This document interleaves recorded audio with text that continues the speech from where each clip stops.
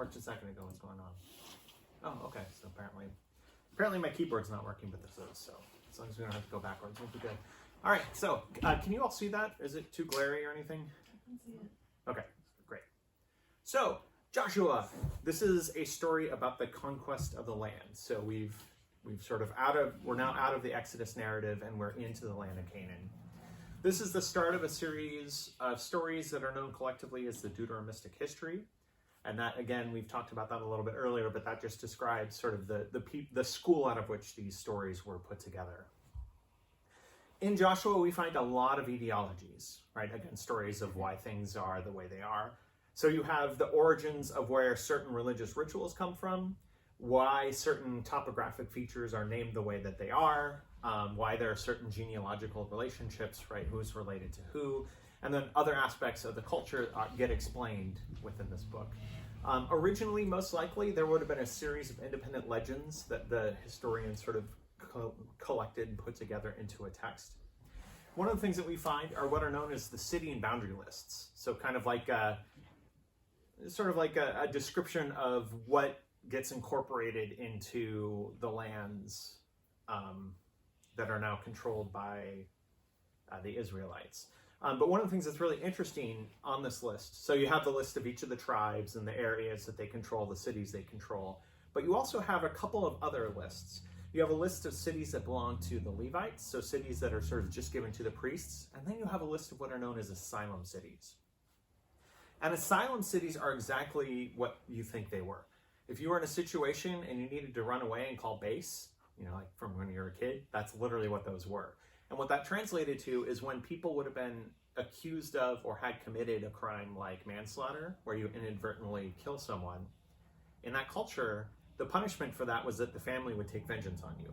And so these were cities you could escape to in order to protect your life. And once you were there, you were protected from you were legally protected from experiencing the vengeance of the family. Which is kind of interesting.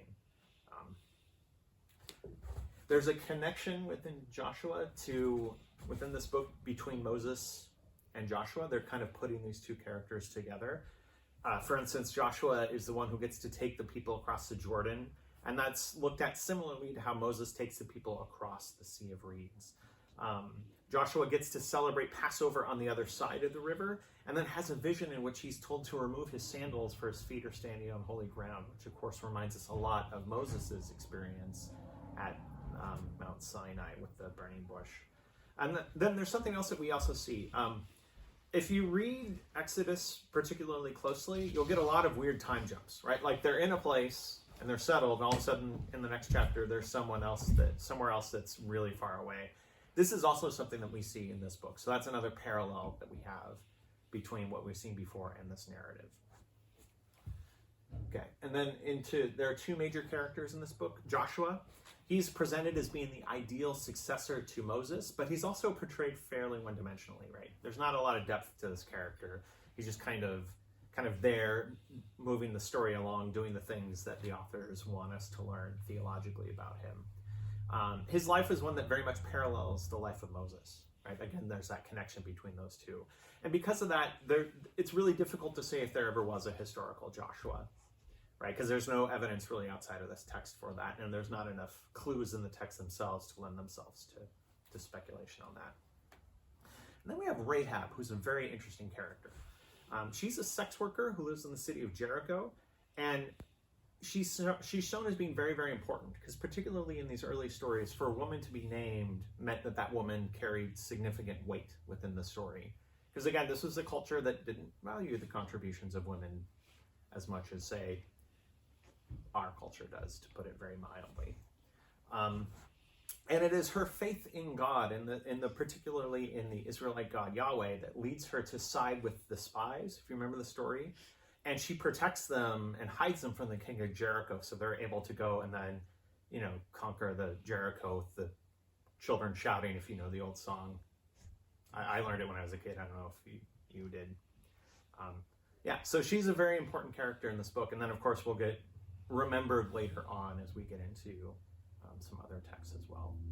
In terms of historicity, and we talked about this last week when we talked about the ban, There's no evidence outside of these texts that supports the claims that this group of Israelites went around and conquered all of Canaan, right? We don't see that anywhere. And even the idea of a total conquest and genocide of all the peoples that we read about earlier that the Israelites claimed gets contradicted in Joshua itself. Chapter 11 says that Joshua took the whole land, but then 2 chapters later, by 13, there's still much of the land that needs to be possessed, and there's kind of this anxiety around that, right? Which is kind of interesting that you would say, oh, you got everything, and oh, we missed a whole bunch of things, and you still got to keep working at it. So even Joshua itself does not support the claim of this kind of almost genocidal taking over the whole land by this group of Israelites. And so, of course, that leads scholars to wonder, okay, so how do we read this text? And it leads us as people of faith to ask, okay, so how do we understand these stories which seem very removed to us and might have some things that seem kind of horrifying to us now in our context? And so there's a wonder what if we looked at that history like we would an extended ideology, right? You have a group of people who live in this land. They're pretty culturally similar. And they look around and ask, how is it that we came to live here, right? Why do we all speak the language? Why do we all worship the same God? And so the story that might have come out of, and again, remember, if you remember from a while ago, they're consistently between these two warring powers, and they're consistently a state that does not have a lot of power itself. And so remembering a time when they were powerful, when they were able to unite the land, when they were able to exert power over others in the way that they're very used to having power exerted over them, becomes sort of a liberative thing. And then we have something else that sort of, again, we have Jericho, right? Jericho is a very real city. Not only is Jericho a very real city, it's probably the oldest, if not the oldest cities in the world. It's the oldest known fortified city that we've ever found. And it's a city that goes back to prior to agriculture. This is a tell, which is just kind of an interesting word for agricultural site.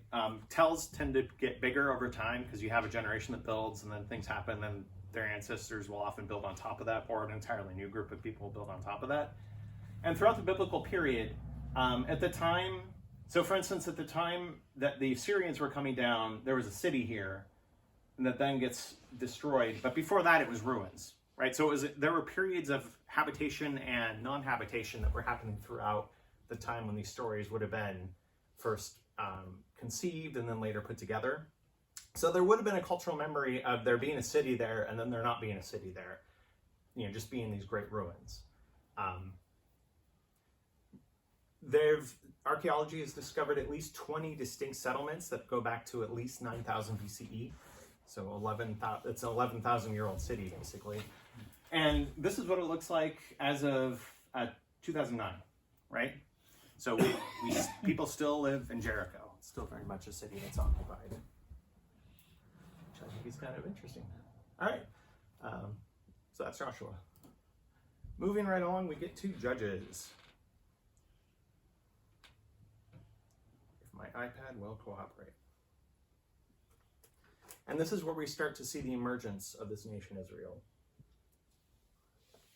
Judges begins with a summary of both the successes and the failures of the individual tribes as they're trying to sort of gather their bearings and exert their own identity over this specific place and control the land.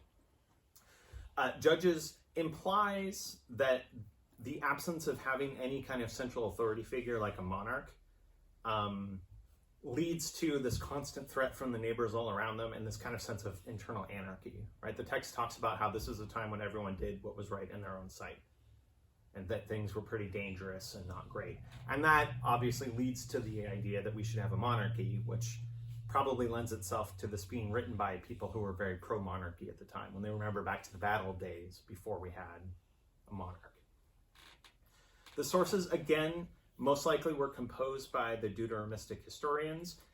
And the stories that were behind this, most likely scholars think would have been things like stories about folk tales, again, other ideologies of where the names of certain places come from, and then some early poetry, which I find sort of interesting. As the story starts, we get actually a double prologue, which is kind of interesting. So 2 introductions, and then we get the story of the Judges itself. And I'm not going to go into that. I assume you all have access to a Bible, and if you don't, they're in the pews. I mean, we could go through each story, but you'll probably have to hire me to be here for the next 50 years to kind of make it through all of that. So we'll let that be homework if you want. Okay, so major characters.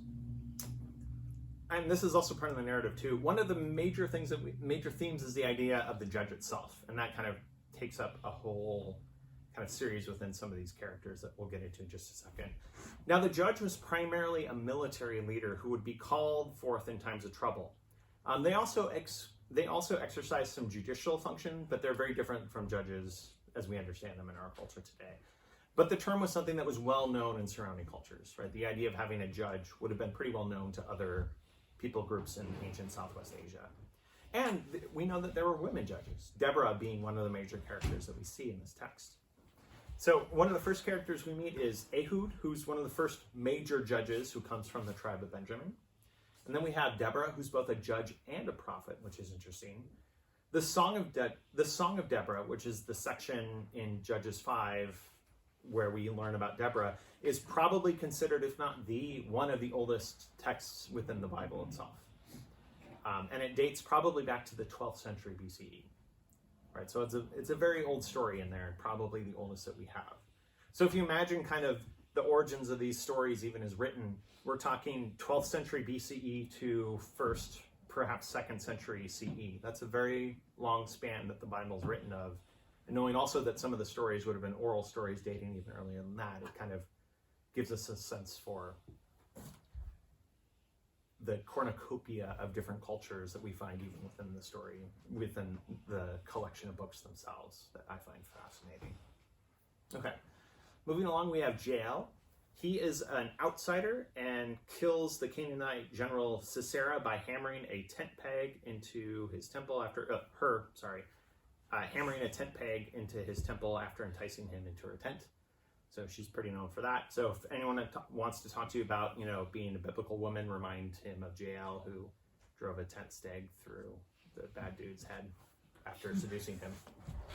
Then you have some other folk, Gideon and Abimelech, who you may have heard of, Japhath and his daughter. That's a horrifying tale. It caused a bit of a kerfuffle in our denomination because with no warning whatsoever, it ended up in exegesis exam for people studying for the ordination exams recently.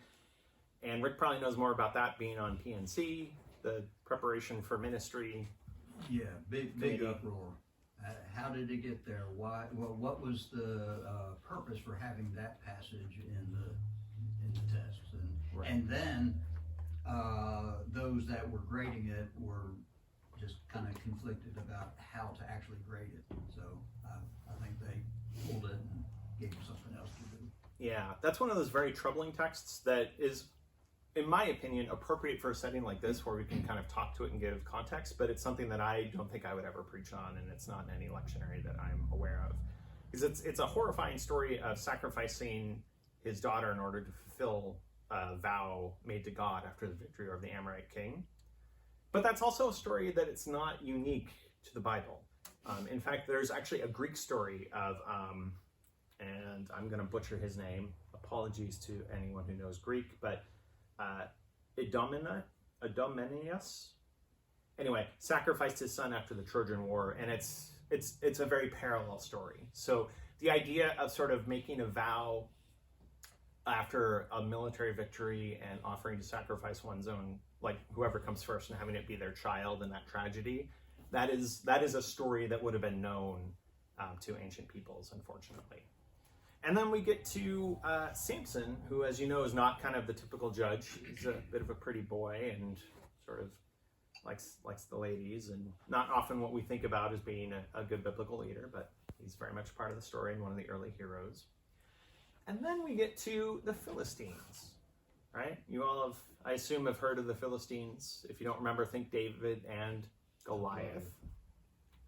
So the Philistines most likely would have been one of the so-called sea peoples who were menacing the coast of Egypt during the 12th century BCE. One of the reasons why Egypt sort of falls in power, and possibly one of the reasons why other Canaanite groups like the Israelites are able to kind of gain power, is because there's what's known as the Bronze Age collapse. that was a time where basically entire civilizations just disappeared off the face of the earth. One of the things that happened with that, and there's arguments about whether this was a cause of the collapse or a symptom of the collapse, was there are these groups of people that no one really had any idea where they came from, but they were probably from Crete or somewhere in Mediterranean Europe, who just sort of started appearing and taking over people. Now again, whether or not this was sort of a conquering society that caused societies like Egypt to fall and the Hittites and other groups to fall, or whether they were people that were escaping their own calamities and just happened to be moving and had armies with them, that sort of thing, we don't really know. But the Philistines were most likely one of these sea peoples. They had settled on the southeastern Mediterranean coast, and by the 11th century had expanded into Canaan. There are 5 cities with 5 lords. That's something that comes up both biblically and in other texts. And there's conflict with the Israelites, which becomes an origin for many of their stories, including, of course, the stories of both Samson and David. That's a very brief overview of Judges. Sound good? All right. And again, I don't know why I keep pretending like this works. Maybe this is why. Nope. Not this one. Nope. 4th time's a charm. And awesome. All right. Samuel. Now, we think of Samuel in terms of 1st and 2nd Samuel, but originally, and this is also true of Kings that we'll talk about in a minute, it was just one book. It's not until we get to the Septuagint, and who remembers what the Septuagint is? Okay, so the Septuagint is the Greek language Hebrew Bible that was written by Jewish scholars who were in Alexandria.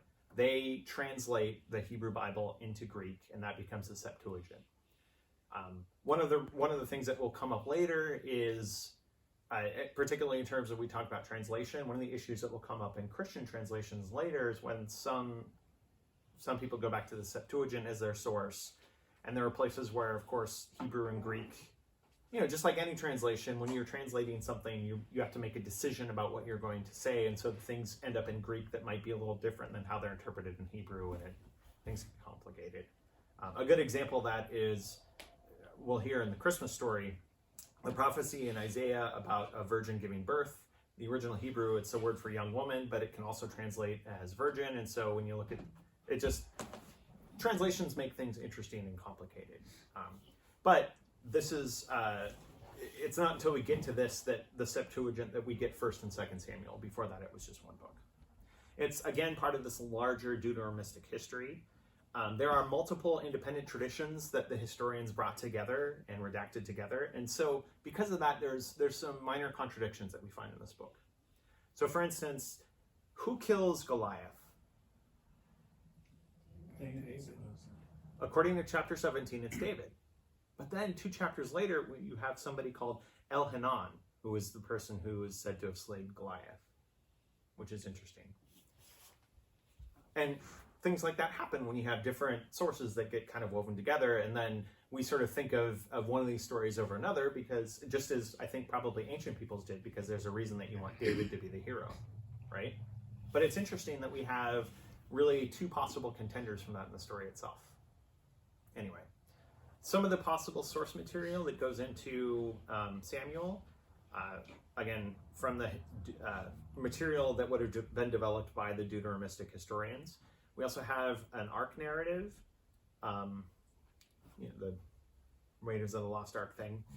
There's the history of Saul's rise, and then the history of David's rise, these first 2 kings.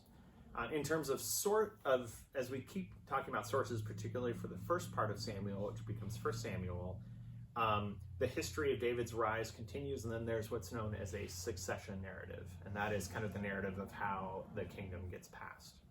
So, and that's very similar to what we'll get into when we get into Kings in just a little bit. So as we cover from Saul to, wait, did I miss something there? Forget about the part about the office of the judge. That is a holdover from last time. I apologize. Right, so Samuel to Saul. Within the Deuteronomistic rhetoric, during the time of the judges, the people worship not just Yahweh, but other gods, including the host of heaven. And we'll get into a little bit of this when we get further down the road. And so there's this idea that the priests found at the temple site at Shiloh were corrupt, and that the Philistines are agents of God's anger. And so there's this kind of there's some conflict there, right? Because the people are not worshiping the way they should, and because of that, there's other group of people that God might use to punish the people, which again is a trope that we've seen happen throughout in other parts of the Hebrew Bible. And this gets into the idea that the priest Eli's sons become corrupt, and so because of that they face consequences. And later even Samuel's sons are considered to be corrupt. And you remember Samuel, right? He was the little boy who his mom had not been able to gives birth, and so in her gratitude she gives the boy to the temple in order to grow up. And then he wakes up one night hearing Samuel, Samuel, and it's God's voice, and that's how he's called. Well, unfortunately, even as he grows up, his children end up not, well, shall we say, rebelling and becoming corrupt, and that becomes a problem. It's around this time that the people in the text really start clamoring for a king. Samuel opposes that because Samuel knows that that's not what God wants for the people. Because, again, they've experienced a lot of oppression from kings. And there's this idea that having one particular person to rule you is generally not a good idea. But the people keep wanting it. And then there's a sense that kind of God finally goes, all right, fine, sort of begrudgingly agrees to let the people do that. And then has Samuel go anoint Saul to be the king. So Saul is going to be the very first king of the people. We then have Saul sort of fighting the Philistines, and it's here that we see David appearing for the first time. And David starts gaining this reputation, and because of his reputation, he starts getting drawing the suspicion of Saul. And then as we move into 2 Samuel, Saul finally dies. There's a lot of intrigue. David becomes Saul's enemy at one point. That's, again, I highly recommend reading the stories. There's a lot there that we're not going to get into today. But David gets news of his death and ends up being chosen as king by Judah. David makes his capital at Hebron, which is a traditional site of Israel's ancestors. This move is also accepted as he wants to also be accepted by the northern tribes, and once he does and becomes king of the northern tribes and thus unites the monarchy, will then move the capital up north to Jerusalem to kind of unite the people. Prior to that, Jerusalem had not particularly been a holy site or a site of importance. It was just kind of a city. And then, of course, the lens through which David is understood in the story then shifts again when we get to the story of Bathsheba. And again, while that's always, or at least often traditionally tested to as an affair, given what we know about how power works, when the king knocks on your door because he's been peeping Tomming of you, there's not really room for consent there. And so that's why a lot of scholars now, myself included, will refer to that as the rape of Bathsheba. But again, the Deuteronomistic historians look very positively at David. So even though they recognize that what starts here and continues forward is horrifying, they still try to spin as positive of a perspective on David as he can. And then so from this point on in the narrative, David is now at the mercy of the events that happen because of his actions rather than kind of directing things, right? And so, for instance, his children start rebelling, he starts losing control of things, bad stuff starts to happen. The revolt of Absalom, for instance, is kind of the centerpiece of this. And the Deuteronomistic historians interpreted that as divine retribution for Bathsheba's circumstances and for the murder of her husband Uriah. And because of that, actually, both Absalom gets exiled, and then 2 Samuel ends with David is seen as this kind of pathetic and impotent figure who becomes the unwitting participant in Solomon's rise to the kingdom. Right, so he's sort of the really cool young man who's just got everything going for him, and then the fall from grace. It's kind of that story.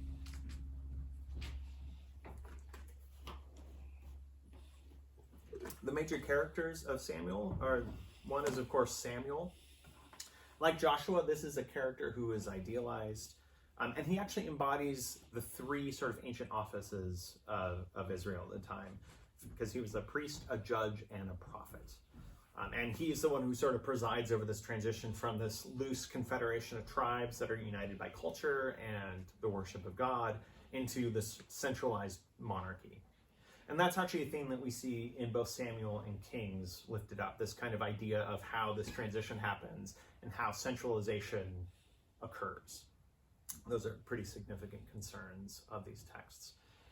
Then you have the character of Saul, the first king. He's portrayed as a very tragic figure. Kind of like David, he starts out as this very successful military leader. And then he ends up dying in a rout by the Philistines. He's originally the one who was selected by God to be the king in response to this sort of consistent request of the people to have a king, and then soon gets rejected in favor of David. And while the historians tend to have a pretty positive kind of perspective of him at first, once David gets into the scene, it's all negative. So it's kind of the text is sort of waiting for Saul to hurry up and get out of the way. So there's kind of a lot of foreshadowing that happens in how he is perceived once David comes on the scene. And then that leads us to David, who's probably the most important figure in the Hebrew Bible after Moses. David and his story has a profound effect on the literature, the history, and even the religion of ancient Israel. And thus, of course, he has a very profound effect on contemporary Judaism, Christianity, and Islam as well. He's probably the most fully developed character that we see in the whole of the Hebrew Bible. And he's seen as a full person, right? He's not a one-dimensional character. He's not just a king or just a military leader. Right? When we start to get to know him, he's a poet and a musician, as well as being a military leader and then later king. And for the most part, at least in 1 Samuel, so the first part of Samuel, he's this very heroic figure, right? He is the person who you want to be the king. And then you have this kind of, when we get to his introduction to Saul's court, as Saul starts to get to know him, there are these couple narratives for them, but within both of them, there's this theme of divine favor. There's a sense that God is with this young person. And then he forms this very close relationship with Saul's son and Saul's heir Jonathan, and ends up marrying Saul's daughter, Michal.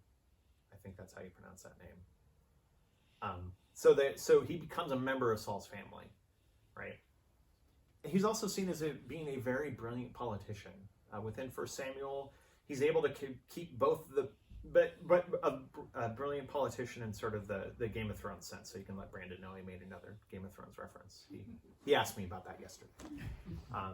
Because he's able to keep both the Israelites and the Philistines convinced that he's on their side, right? So for a while, he's leading one army, and then when he falls out of favor, he ends up siding with the Philistines for a while. And he kind of plays both sides so there's a lot of intrigue and kind of fun stuff in there.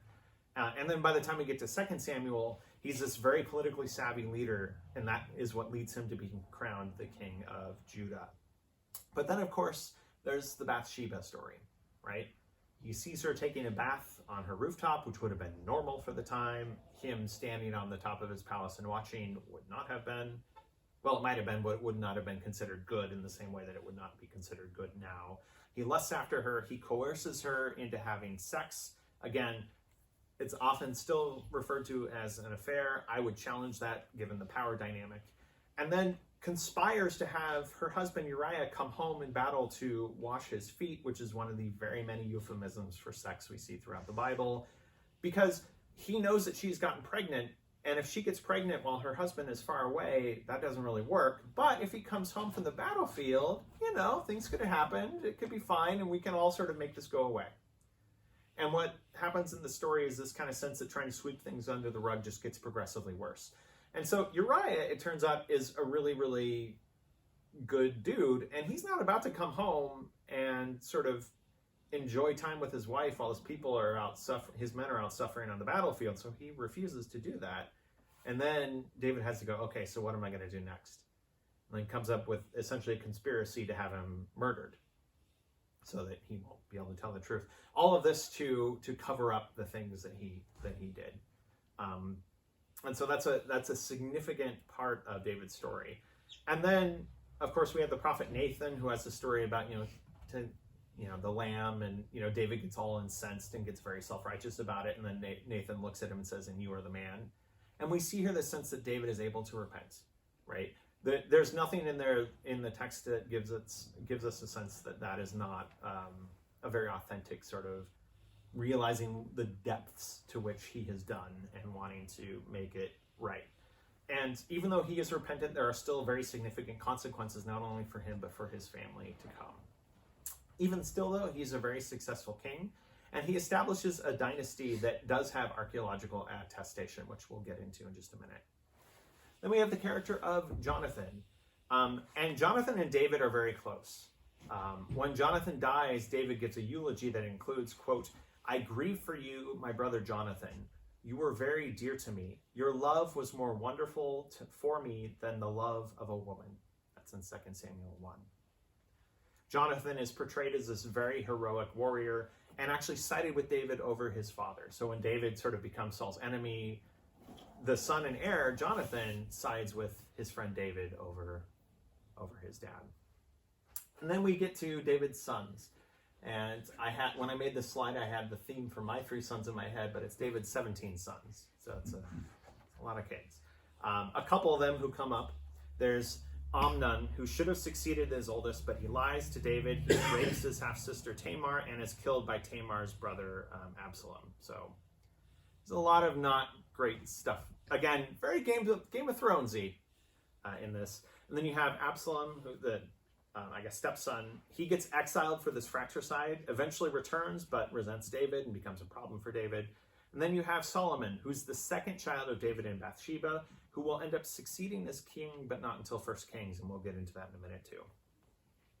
And then we have this character Bathsheba, and she's very interesting. She's very complex, right? On the first hand, when we first meet her, she's portrayed very passively in the events that lead to her being married to David, right? She's just kind of someone who experiences these things happening to her and her family.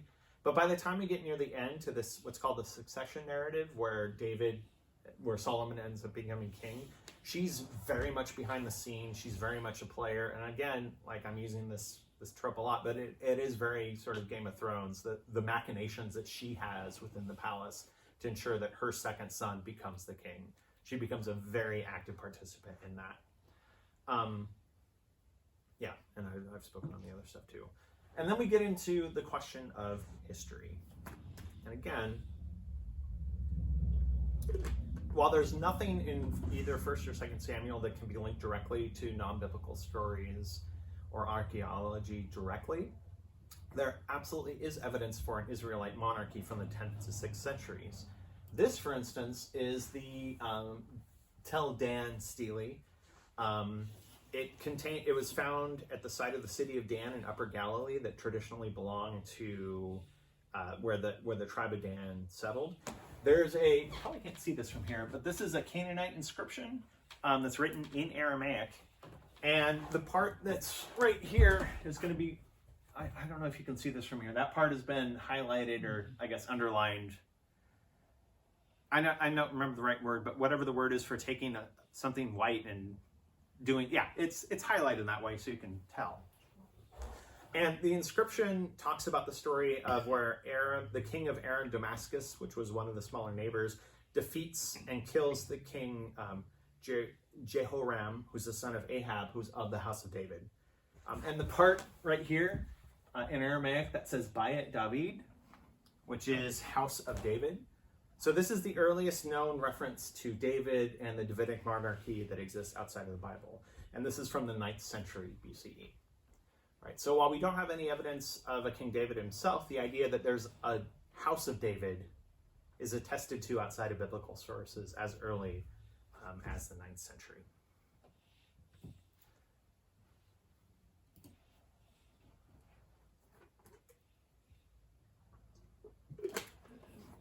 Just out of curiosity, does that mean that the house of David persisted for 300 years?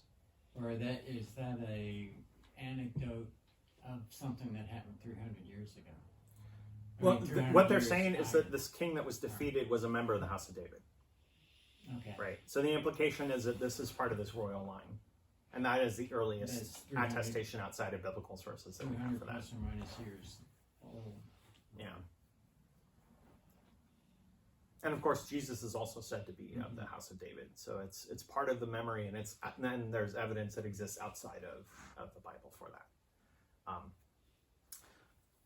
Samuel is probably a very imaginative reconstruction of this space where you have this transition from, again, this loose confederation of tribes who shared a language and shared a culture into one state that was centralized under a monarchy, right? And so it's kind of the stories of how that happened are probably embellished. But again, it's a story of when we came together, when we had power. And for a post-exilic people especially, it would have been a story that I assume would have given hope.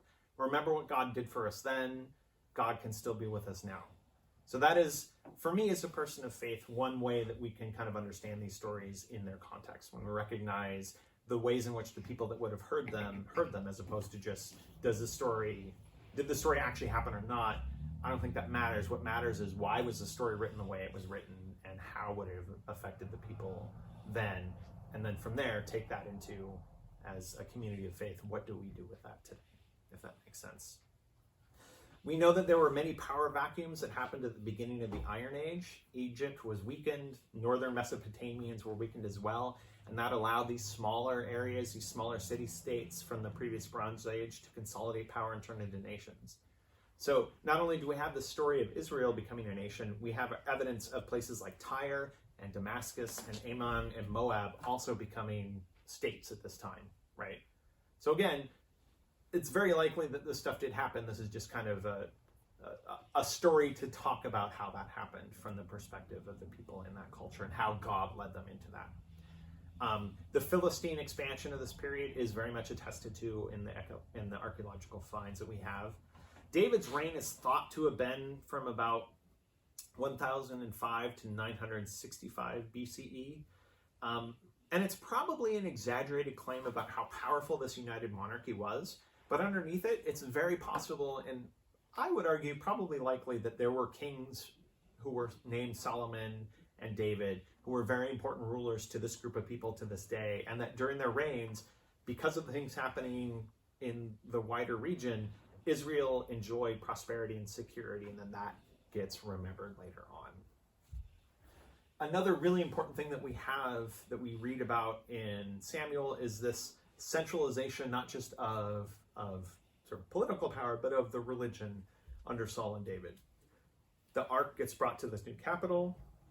It had been and continues to be, especially in these stories, this protective divine symbol in battle. The armies carry it with them to sort of, as not only a reminder that God is with them, but there's a sense that if we have the ark with us, if God is with us in battle, we cannot be defeated.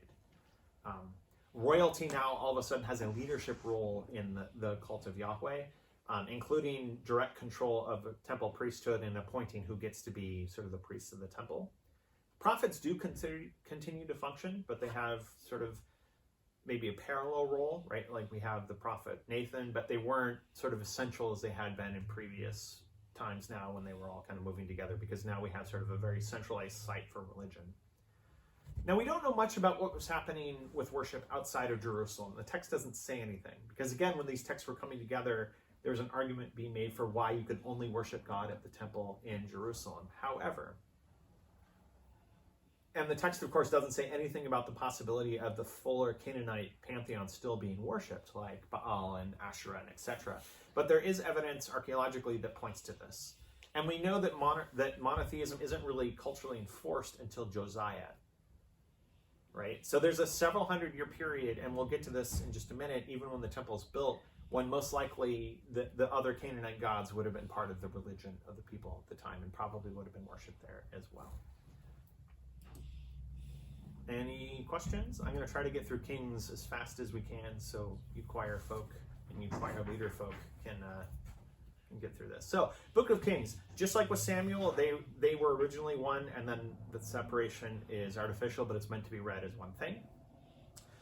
1 Kings 1 and 2 continues the account of David that begins in 2 Samuel, and then we have 2 Kings 1 continuing the narrative about Elijah that begins in 1 Kings 17. So we have this continuation of stories that we see in Samuel and moving forward. Again, most likely it started from a series of independent sources. We have the end of what's called the succession narrative, which is the story of how Solomon becomes king and gets rid of his rivals. Then we have descriptions of the temple and their furnishings and ritual objects that are found in chapters 6 and 7. And we even have excerpts of official records that claim to be from royal archives that had titles like the Book of the Acts of Solomon that gets mentioned in 1 Kings 11. And in those royal archives, we have really fun and exciting things like lists of officials and the names of administrative districts throughout the kingdom, and also the other major labor projects under Solomon, like the labor force of the temple and the building and fortification of other cities in the area. So again, very robust, fun reading stuff that gets in that part of Solomon. We also have some wisdom traditions from the royal court, right? The idea of Solomon being wise, the idea that maybe Ecclesiastes comes from them. We start to get some of this wisdom traditions that are attested to the royal cult as they get summarized in chapter 4. We also have royal legends. So the account of Solomon judging the two children of sex workers in chapter 3 and the visit of the Queen of Sheba in chapter 10, those are considered to be royal legends that get kind of added into the mix and all get redacted into this one story. And then those pieces get combined with some of the Deuteronomistic pieces. So for instance, Solomon's dream at Gibeon that he has in chapter 3 of 1 Kings, where he prays for wisdom and then gets promised wealth as well. That echoes a prayer that his father David had in 2 Samuel that we read about in 2 Samuel 7. There's a dedication to the temple in 1 Kings 8. There's a concluding summary of Solomon's reign in 1 Kings 11, which becomes predicated on his worship of other gods, and we'll talk about that in a minute, but that was blamed on his foreign wives. And that account is what the end goal of that account is what I preached on last Sunday with Rehoboam. I'm forgetting his name already. It's almost like we had something big happening this week that has erased a week of my memory.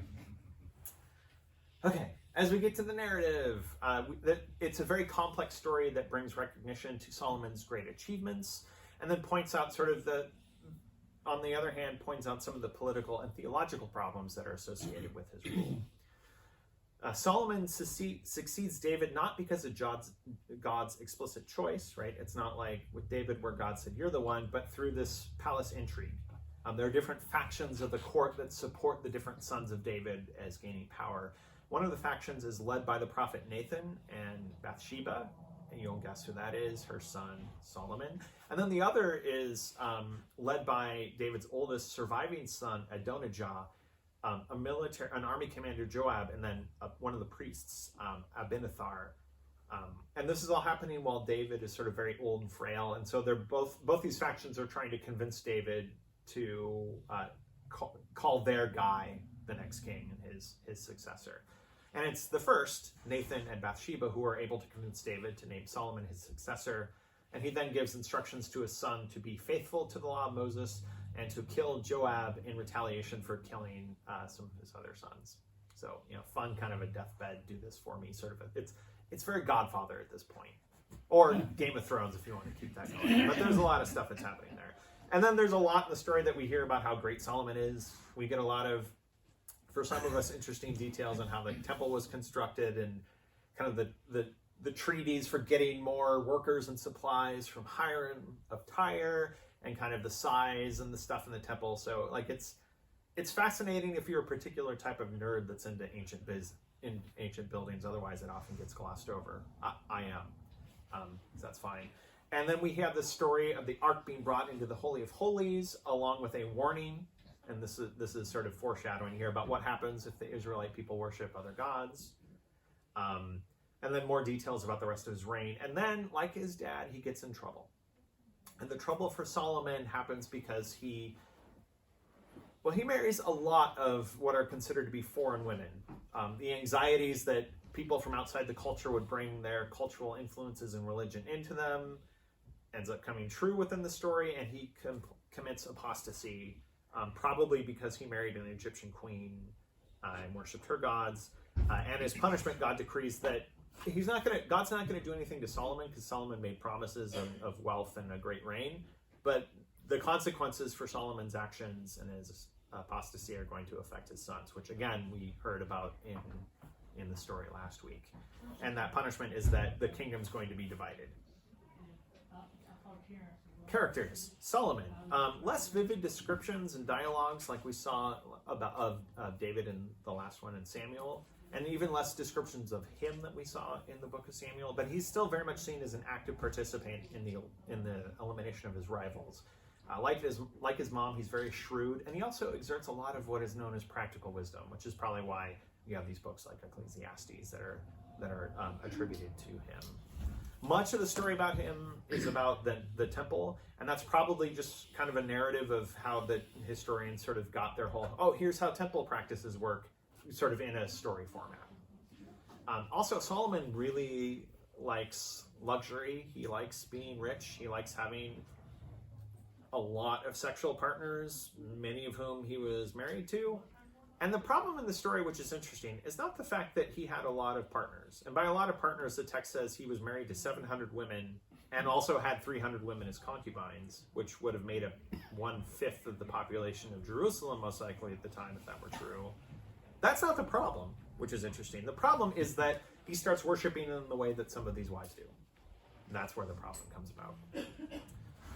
Women are significant minor characters, but they're no major characters in the story. Again, we have Bathsheba and the ways in which she becomes very interesting. And they often serve as almost a foil to Solomon and help reveal Solomon's character.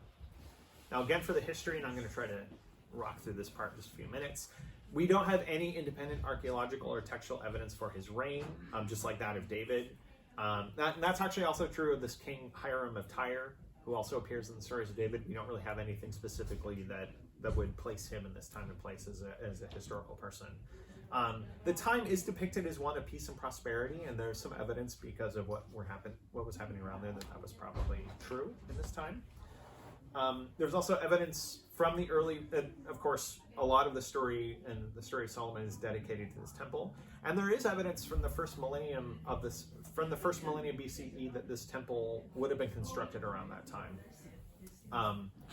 But the evidence also shows that the kingdom and the city and even the temple were a lot smaller than they're depicted in the stories. The temple itself was probably, there's some archaeological evidence. Again, this is all on Temple Mount, so that gets difficult. And you've actually, have you been up to Temple Mount?